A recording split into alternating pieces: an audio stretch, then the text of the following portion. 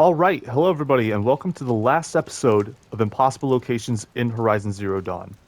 Yes, this is the last episode in this series. It has been a long-running series on this channel now for almost half a year. It's crazy to think that that much time has already gone by. Um, it's been a long journey, but we have one more adventure to go, and it's the biggest one yet. I actually discovered this during the course of recording this series. I discovered it back in November, and I've been keeping my mouth shut about it so I can make one really awesome video showing it off. It is easily the biggest find that I have found in my entire time exploring Zero Dawn, and what a way to finally lay to rest one of the biggest questions in the game right before the release of Forbidden West. It is awesome. So, without further ado, let's go ahead and get started. The biggest thing for me in Horizon Zero Dawn has always been what's in this black area here between Zero Dawn and the Frozen Wilds.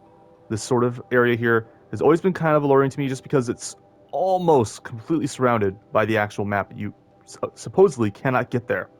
I tried for years scouring this entire length trying to find a way to get in, and I actually found a way in. It is located right here just off of this campfire. So I'm going to go ahead and go there right now. This is absolutely huge to me. You can actually explore about a third of that black area. It is absolutely crazy. This is easily the biggest find for me personally. I'm so excited to finally show it to you. It's been months I've been keeping this under wraps. All right, loading bar is almost done. Let's go ahead and let's do this. All right, so we're here at this campfire. And what we're going to want to go ahead and do is actually head down this path down toward Free Heap. And we're going to get just across this river here. So we want to go ahead, and I believe it's this path. Yeah, this path. I was mainly just kind of hopping around on the cliffs around this area, just kind of seeing what was around. I wasn't even expecting to find anything necessarily, because I'd already been around this area quite a lot, and I'd already kind of decided that this area was impossible to get up to the top of.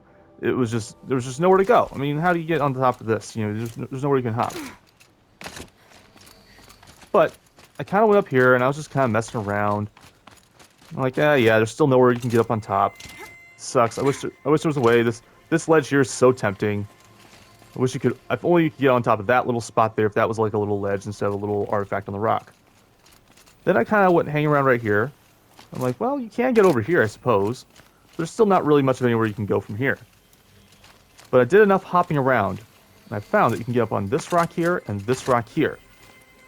Which from here, you can actually do a sprint jump onto that ledge there. That was the critical key. That was the critical key. It took me better part of 5 years to find it. You can actually sprint jump over here. From there, it gets super easy.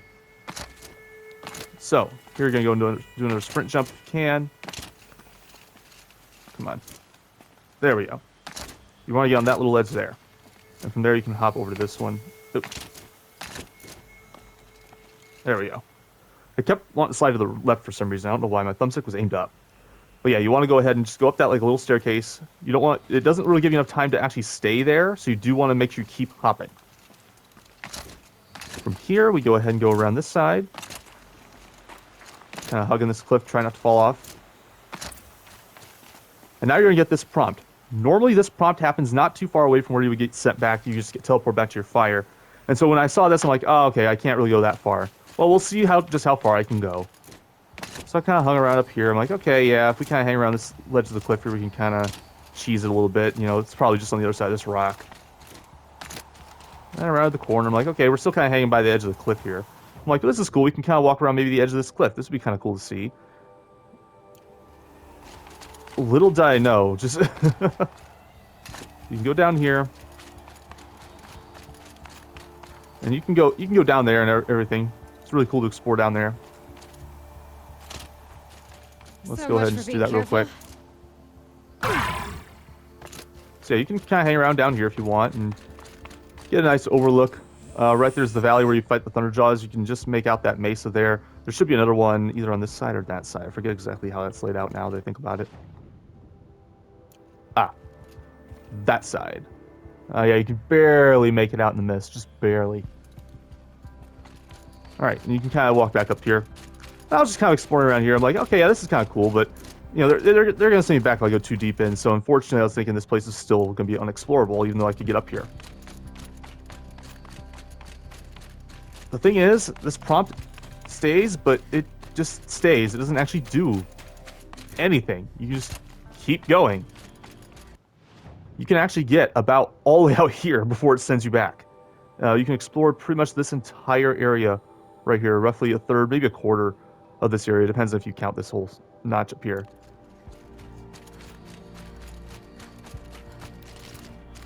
I wish you could get over there, but sadly, no. It does send you back once you cross the boundary right about there. But yeah, you can kind of just keep going. It lets you go. And here's where things get really kind of weird. Prepare for it.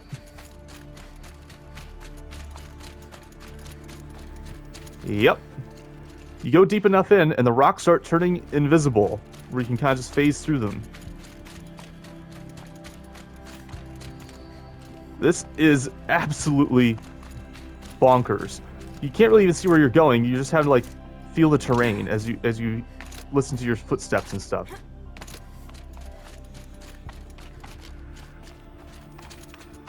This is absolutely bonkers. And I mean, I've wandered all the way up along the sides of this cliff up here. It's insane. I mean, look how deep I am. This is already getting ridiculous. And again, this thing is not sending me back at all. There's like I guess there's like a line where the prompt comes up, and if you cross that, the prompt comes up, but the line where it actually sends you back is way further back.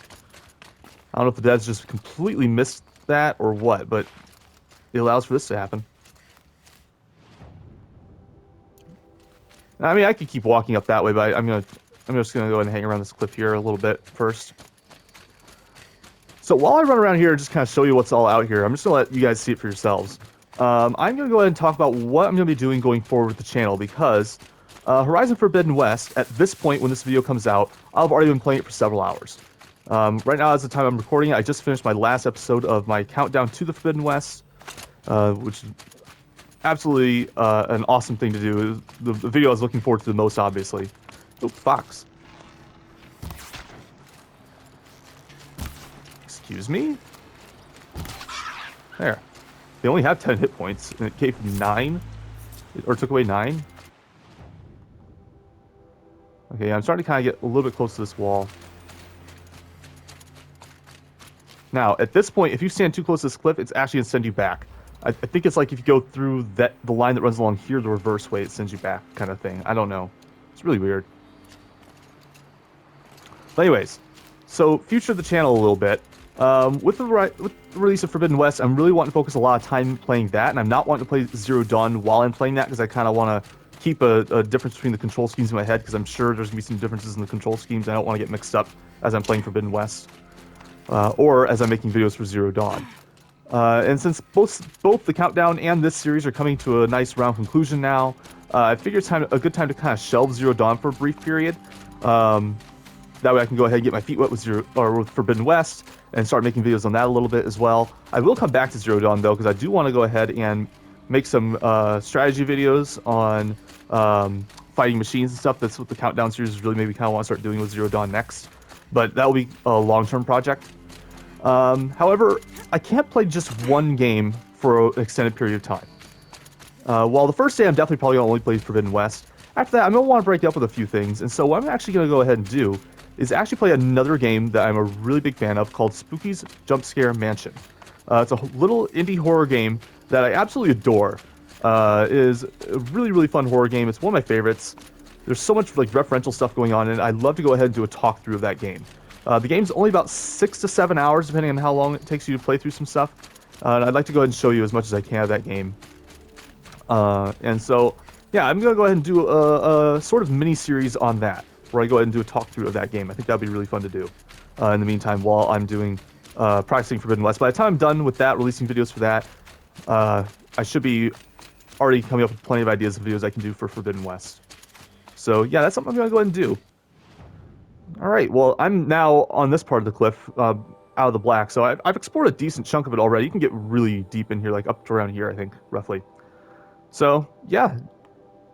Unfortunately, it does kind of have a wall after that point, and I'm not really seeing any way around that wall. I've explored the whole thing, getting sent back hundreds of times, literally hundreds of times, as I've done several expeditions up here over the last couple months. I think that really is kind of a hard boundary at this point.